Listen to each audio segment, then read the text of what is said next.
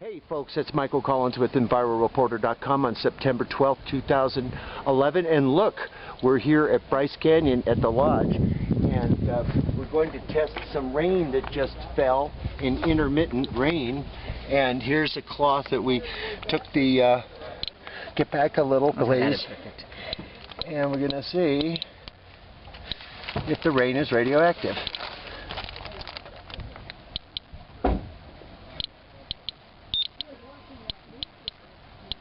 You can tell from the sound it is hot. I'm not even on top of it, but now I am. Holding it up from underneath while Denise Ann films. Check this out, folks. We'll take a background later, see what the background is here at Bryce. I can tell you it isn't this. 92, 90.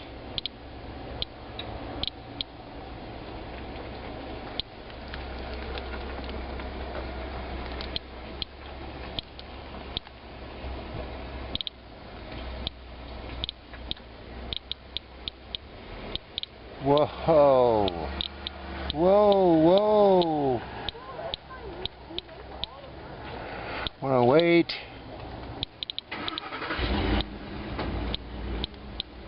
$114. Okay, about 114, 110. Folks, that's what the radiation is today at this national park.